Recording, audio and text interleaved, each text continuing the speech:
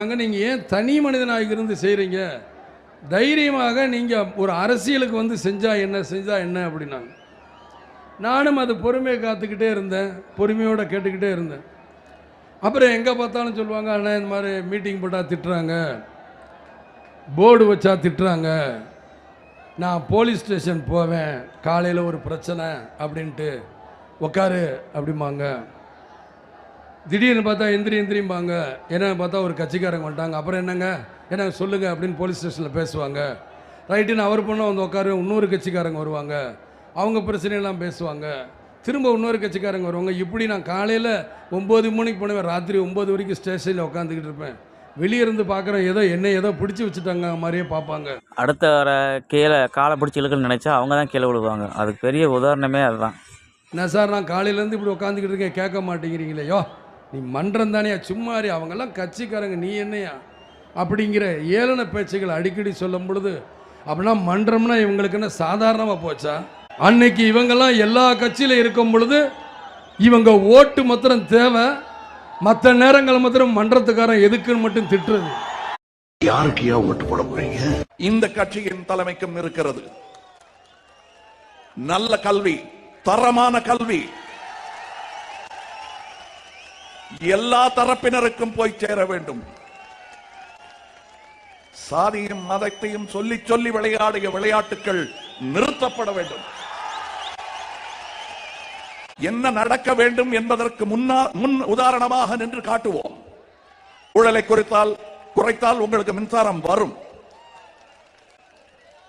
உங்களுக்கு இருக்கும் எல்லா பற்றாக்குறையும் பேராசையினால் வந்த பற்றாக்குறை. கை தட்டாதீங்க ரொம்ப. அதுல உங்களுக்கும் கொஞ்சம் பங்கு இருக்கு, நம்மளுக்கும் கொஞ்சம் பங்கு இருக்கு. ஏன்னா இவ்வளவு நாள் அதை பார்த்து வேடிக்கை பார்த்துட்டு சும்மா இருந்தோம். இனி அதை செய்யக்கூடாது. ஐயா, நீங்க சொல்லிடுவீங்க, உங்களுக்கு தெரியுமா நாங்க படுற கஷ்டம்? ஓட்டுக்கு 6000 ரூபாய் கொடுக்குறாங்க. நீங்க கொடுப்பீங்களா? சொல்றீங்க நேர்மை நியாயம்னு, நீங்க கொடுப்பீங்களா? ஓட்டுக்கு 6000 ரூபாய் கொடுக்க மாட்டேன். எங்க கையில காசு கிடையாது, இருந்தாலும் கொடுக்க மாட்டேன். அதை உனக்கா செலவு பண்ணுவேன் தவிர உன் கையில விளையாட்டு கொடுக்க மாட்டேன். உங்களுடைய ஓட்டின் வலிமை தெரியாமல், அதன் விலை தெரியாமல் அடிமாட்டு விலைக்கு விற்று விட்டீர்கள் என்பதை சொல்லுகிறேன். அதை வியாபாரமாக நினைத்தால் கூட நீங்கள் விற்ற விலை சரியானதல்ல, ஏமாற்றப்பட்டீர்கள். அரசியல் பாதை எனக்கும் தெரியும். பூ பாதை இல்லை, முள்ளுகள் இருக்கிற பாதை, பாம்புகள் இருக்கிற பாதை, கல்லுகள் இருக்கிற பாதை அப்படின்னு உங்களுக்கும் தெரியும், எனக்கும் தெரியும். எனக்கு தெரிஞ்சிருந்தும் இந்த வயசுல எனக்கு எல்லாமே இருந்து கூட மக்கள் நல்லது பண்ணணும்னு சொல்லி நான் அரசியலுக்கு வரணும்னு சொன்னா அதை நீங்க ஏன் எழுத பண்ணீங்க? நிஜமா எனக்கு அதெல்லாம் வேண்டாம். இந்த திட்டுப்புடி இந்த அரசியல் வேண்டாம், போதும், நிறுத்திக்கலாம். எல்லாரும் எம்ஜிஆர் ஆக முடியாது அப்படின்னு சொல்றாங்க. சினிமால இருந்து வர்றவங்க எல்லாம் அரசியல்ல எல்லாரும் எம்ஜிஆர் ஆக முடியாதுன்னு சொல்றாங்க. சத்தியமாக யாரோ எம்ஜிஆர் ஆக முடியாது. எம்ஜிஆர் ஒரு யுகம். ஐயா ரஜினி ஐயா கரெக்டா சொல்றாப்புல, அதான் உண்மை. இன்னும் 100 ஆண்டு இல்லை, 1000 ஆண்டானு கூட அந்த மாதிரி ஒருத்தர் பிறக்க முடியாது. அவரே பிறக்க வந்தாதான் உண்டு. மக்கள் திருக்கம் எம்ஜிஆர் மாதிரி ஒருத்தர் ஆகணும்னு சொன்னா அவன் வர பைத்தியக்காரர் யாருமே இருக்க மாட்டான். ஆனால் அவர் கொடுத்த அந்த நல்லாட்சி, அந்த ஏழைகளுக்கான ஆட்சி, சாமானிய மக்களுக்கான ஆட்சி, மத்தியஸ்தர குடும்பங்களுக்கான ஆட்சி என்னால கொடுக்க முடியுங்கிற நம்பிக்கை எனக்கு. என்ன அது? ஆன்மீக அரசியல் அப்படின்னு நான் ஏற்கனவே சொன்னேன். உண்மையான, நேர்மையான, வெளிப்படையான, ஜாதி மத சார்பற்ற அறவழியில் நடக்கிறதா ஆன்மீக அரசியல். அதுக்கு மேலும் சொல்ற தூய்மைதான் ஆன்மீகம், தூய்மையான அரசியல். ஆன்மீகம் சொன்னா எல்லா ஜீவன்களும் ஒண்ணுதான், எல்லாமே பரமாத்மா அப்படிங்கிறதா ஆன்மீக அரசியல். இறை நம்பிக்கை இருக்கிறதா ஆன்மீக அரசியல். அப்ப திராவிடத்துல இறை நம்பிக்கை கிடையாதா? தூய்மை கிடையாதா? நேர்மை கிடையாதா? ஜாதி மத சார்பற்ற கிடையாதா? ஆன்மீக அரசியல் ஒரு சின்ன விஷயம், அதுக்கு ஒரு பெரிய டிபேட்.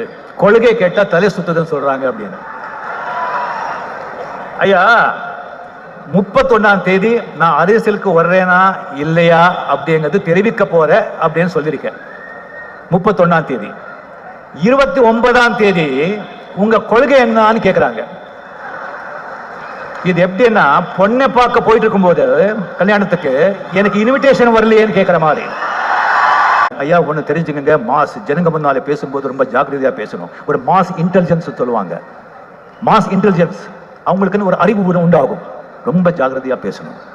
நம்ம சினிமாக்காரங்களுக்கு நமக்கு தெரியும், மாச கணக்கில் வந்துட்டு ரூம் போட்டு ஸ்டோரி எல்லாம் டிஸ்கஸ் பண்ணி கதை பண்ணுவோம், லாஜிக் எல்லாம் பார்த்து கதை பண்ணுவோம். ஆனா படத்தை பார்த்துட்டு அது சரியில்லை இது சரியில்லை அப்படின்னு சொல்லி ஒரே ஒரு ஷோல சொல்லிடுவாங்க. அதே ஆளை வந்துட்டு நீங்க தனியா படத்தை போட்டு காமிங்க, சொல்ல முடியாது. Mass psychology. ஜனங்க கிட்ட பேசும்போது ரொம்ப ஜாக்கிரதையா பேசணும். கலைஞர் அவர்கள் என்னுடைய நண்பர், அடிமை நண்பர். 13 ஆண்டுகள் ஆட்சியில் இல்லைன்னு சொன்னா கூட கட்சியை காப்பாத்தினார், கட்டி காப்பாத்தினார். எவ்வளவு பெரிய கட்சி, அந்த கட்சியில் எத்தனை தலைவர்கள் உருவாக்கி இருக்காங்க. அவங்க எல்லாரும் எந்த ஒரு மனசு விசாபம் இருந்தா கூட எப்படி கட்டி வச்சிருந்தாங்க தலைவர். அவர் இப்போ உடனே செய்யலாம இருக்காங்க. தமிழ்நாட்டுக்கு ஒரு தலைமை தேவை, ஒரு தலைவர் தேவை. அந்த இடத்தை நான் ஏற்பட்டுக்கு நான் வர்றேன். அரசியல்ல நம்ம என்ன ஸ்டாண்ட் எடுக்க போறோங்கிறது தான் ரொம்ப இம்பார்ட்டன்ட். ஏன்னா அதுதான் நம்மளுடைய எதிரிகள் யாருன்னு சொல்லும். அப்படி ஒரு கரெக்டான ஒரு ஸ்டாண்ட் எடுத்துட்டாலே நம்மளுடைய எதிரிகள் யாருன்னு நாம சொல்ல தேவையில்லை, அவங்களே நம்ம முன்னாடி வந்து நின்று நம்மளை எதிர்க்க ஆரம்பிப்பாங்க. எதிரிகள் இல்லாத வெற்றி வேணும்னா இருக்கலாம், ஆனா களம் இருக்க முடியாது. அந்த களத்துல நம்ம வெற்றியை தீர்மானிக்கிறது நம்மளுடைய எதிரிகள் தானே. நாம கட்சி அனௌன்ஸ் பண்ணப்பவே, அதாவது பிறப்புக்கும் எல்லா உயிர்க்கும்னு திருக்குறளோட உயிர் நாதத்தை நம்மளுடைய அடிப்படை கோட்பாடா கொள்கையை அறிவிச்சப்பவே நம்மளுடைய உண்மையான எதிரி யாருன்னு டிக்ளேர் பண்ணிட்டோம். மக்களை மதம், சாதி, இனம், மொழி, பாலினம், ஏழை பணக்காரன்னு சூழ்ச்சி செய்து பிரித்து ஆளும் பிளவுவாத அரசியல் சித்தாந்தம் மட்டும்தான் நமக்கு எதிரியா? அப்படின்னா நமக்கு ஒரே ஒரு எதிரி தானா? இல்லையே. நமக்கு இன்னொரு கோட்பாடு இருக்கு. ஊழல் மலிந்த அரசியல் கலாச்சாரத்தை எதிர்க்கிறது தானே அது. அடாடாடாடா, இந்த ஊழல் இருக்கு, அது அப்படியே எல்லார் வாழ்க்கையிலையும் பழகி போய் அப்படியே வாழ்ந்துட்டு இருக்கிறோம். இது ஒரு வைரஸ் மாதிரி அப்படியே பரவி கிடக்கு. இது எந்த அளவுக்கு 100% ஒழிக்க முடியுமான்னு எனக்கு தெரியல. பட் வேற வழி இல்லை, அதை ஒழிச்சுதான் ஆகணும். அது வேற கதை, அதுக்கு நம்ம அப்புறமா வருவோம். அதாவது என்ன சொல்ல வந்தேன்னா, இந்த பிளவுவாத சக்திகள் கூட நம்ம ஈஸியா யாருன்னு கண்டுபிடிச்சிடலாம். ஏன்னா அது வந்து ஒரு மதம் பிடிச்ச யானை மாதிரி. அது பண்ற அராஜகத்திலே ஆபியஸா நம்ம கண்ணுக்கு தெரிஞ்சிடும். அதுவும் இல்லாம அதுவே அதை காட்டியும் கொடுத்துரும். ஆனா இந்த கரப்ஷன் இருக்கு, அது எங்க ஒளிஞ்சிருக்கு, எப்படி ஒளிஞ்சிருக்கு, எந்த ஃபார்ம்ல ஒளிஞ்சிருக்கு கண்டுபிடிக்கவே முடியாது. நம்ம மக்களுக்கு தெளிவா தெரியும் யார் இங்க வரணும், யார் இங்க வரவே கூடாது.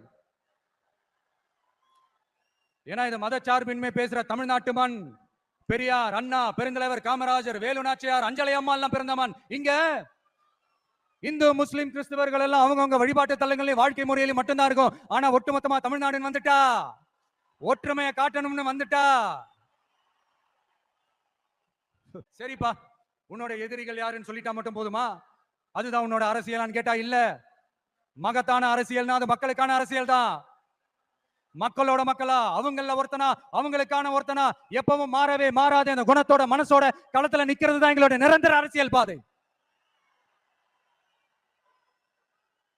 எக்ஸாம் எழுதின உடனே ரிசல்ட் வர மாதிரி நல்ல ரிசல்ட் கொடுக்கிற திட்டங்களை தீட்டணும், அது முறையை அமல்படுத்தணும், அது போய் மக்கள் கிட்ட போய் சேரணும். போய் சேர்ந்துச்சான்னு பார்த்துக்கிட்டே இருக்கணும்.